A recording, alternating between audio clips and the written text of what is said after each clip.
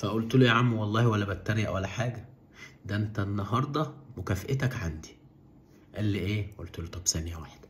دخلت الأوضة، جبت الشنطة بتاعت الساعات ورحت فاتحها، قلت له اختار لك ساعة. قال لي بتتكلم بجد؟ قلت له والله العظيم اختار لك ساعة، اللي تيجي في بالك خدها. اختار ساعة وخدها.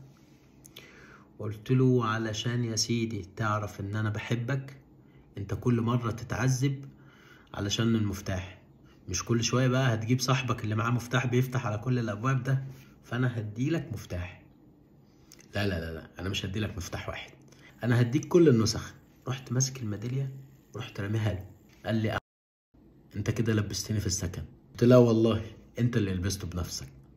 قلت له انت كنت دايما بتسألني انا بجيب فلوس منين، صح؟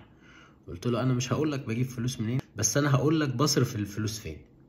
رحت مطلع له الفاتوره بتاعت ابل، قلت له بص التليفون ده مشتريه ب 8000 يوان، والنهارده ان شاء الله انا مسافر فيتنام اتفسح واشوف العالم، وانت خليك هنا في السكن الجميل اللي انت بتحبه. قلت له عارف ربنا بيرزق ليه؟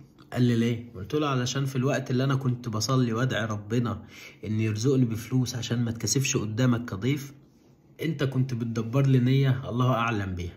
رحت دخلت الاوضه، ندهت للعميل قلت له اطلع اقعد مع الراجل ده اشغله شويه لحد ما اجهز الشنطه. لميت حاجتي ورحت طالع بالشنطه قدامه، هو قاعد. قلت له انا ماشي يا معلم، بس هقول لك على حاجه قبل ما امشي. قلت له في الصعيد عندنا كان في راجل طيب كده، كان كل وقته للناس، يخدم الناس بكل ما يملك، بفلوس بصحه بوقت باي حاجه. ففي مرة ابنه قال له يابا كفاية، عمرك ضاع وانت بتخدم الناس، امتى تفكر في نفسك؟ فقال له مالكش دعوة يا ولدي، انا هفضل العمر كله اخدم الناس لحد اخر لحظة في عمري. فسبحان الله روحه طلعت وهو بيحوش عن واحد هو ما يعرفش هو مين. يموت الراجل وابنه يطلع زيه، يتأذي من الناس وبرضه ما يبطلش. الراجل ده اسمه صلاح عكرة ابوي. فهمت حاجة؟ قال لي لا.